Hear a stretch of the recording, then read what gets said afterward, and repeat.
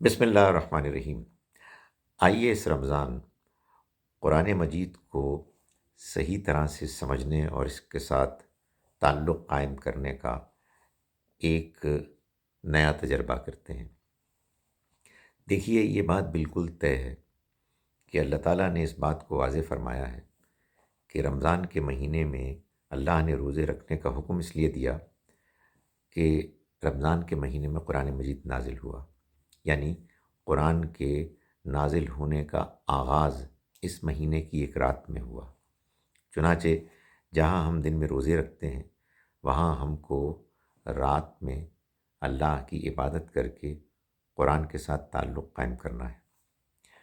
یہ بات بھی بالکل واضح ہے کہ نبی اکرم صلی اللہ علیہ وسلم کے عمل سے یہ سامنے آتی ہے حقیقت کہ آپ نے ہمیشہ تہجد کی نماز پڑھی، رمضان کے علاوہ بھی اور رمضان میں بھی، لیکن آپ نے مسلمانوں کو تراویح کی نماز پڑھنے کی اجازت دی، چاہے وہ تہجد کی نماز ہو، چاہے وہ تراویح کی نماز ہو۔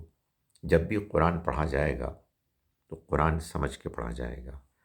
قرآن کو بغیر سمجھ کے پڑھنا قرآن مجید کے پڑھنے کا حق ادا نہ کرنا ہے۔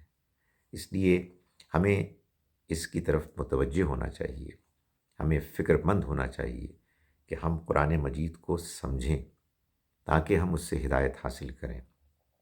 قرآن مجید کو پڑھنا، تراویح کی نماز کو پڑھنا ثواب کے لیے یہ ایک نامکمل بات ہے۔ پوری بات یہ ہے کہ ہم قرآن مجید کو پڑھیں گے، ہم تہجد کی نماز پڑھیں گے یا تراویح کی نماز پڑھیں گے، اس میں ہم قرآن کو سمجھیں گے، جس کے نتیجے میں اللہ ہم سے راضی ہوگا، ہم کو ہدایت ملے گی اور یوں ہم کو اللہ اجر دے گا۔ یہ بات بالکل طے ہے کہ جب لوگ تراویح پڑھتے ہیں تو ان کا مقصد قرآن کو سمجھنا نہیں ہوتا، قرآن کو مکمل کرنا ہوتا ہے۔ ہماری زبان میں کہا جاتا ہے قرآن کو ختم کرنا۔ یہ قرآن مجید کے پڑھنے کا کوئی مقصد نہیں ہے۔ ہم وہ کام کیوں کریں کہ جو اللہ نے ہم کو نہیں بتایا، جس کا تقاضا اللہ کے پیغمبر صلی اللہ علیہ وسلم نے ہم سے نہیں کیا۔ میں آپ کے سامنے ایک تجویز رکھ رہا ہوں، آپ اس پر عمل کر کے دیکھیے۔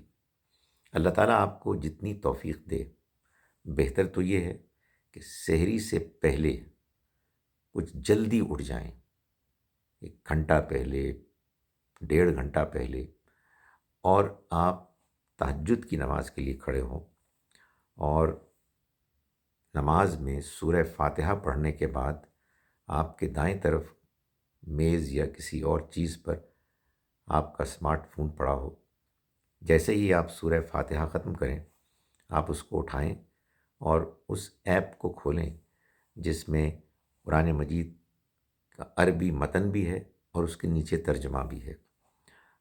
بہت سے ایپس ہیں، میں اسلام 360 کو استعمال کرتا ہوں، لیکن کوئی بھی ترجمہ جو آپ کو زیادہ اپنے نقطۂ نظر سے، اپنے فہم کے لحاظ سے بہتر لگتا ہے، اس کو آپ سامنے رکھیں، قرآن کی تلاوت کریں، ایک آیت کی، اس کا ترجمہ دیکھیں، پھر دوسری آیت کی تلاوت کریں، اس کا ترجمہ دیکھیں، اور قرآن کو سمجھ کے پڑھیں، قرآن پر غور کر کے پڑھیں، جیسا کہ قرآن مجید نے کہا ٹھہر ٹھہر کے پڑھیں۔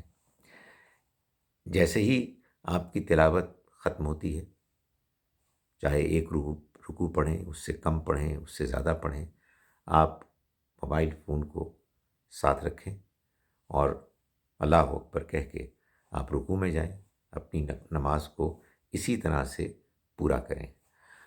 آپ یہ دیکھیں گے کہ اس تجربے کے نتیجے میں آپ کو اللہ کی عبادت کی ایک نئی صورت، ایک نئی اسپرٹ محسوس ہوگی، اور انشاءاللہ آپ کو اللہ کی عبادت میں مزہ بھی آئے گا اور آپ کو قرآن مجید بھی سمجھ میں آئے گا اور آپ کو اللہ کا قرب بھی نصیب ہوگا۔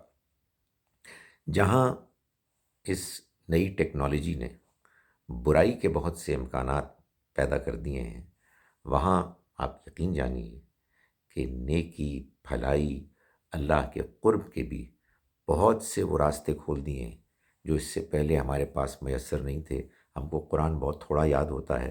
جو بات میں آپ کو بتا رہا ہوں، اس کے نتیجے میں اگر آپ اس کو اختیار کرتے ہیں تو آپ پورا قرآن پڑھ لیں گے چند مہینوں میں، پھر اس کو دہرائیں گے، پھر اس کو دہرائیں گے، آپ کا ایک زندہ تعلق پیدا ہو جائے گا۔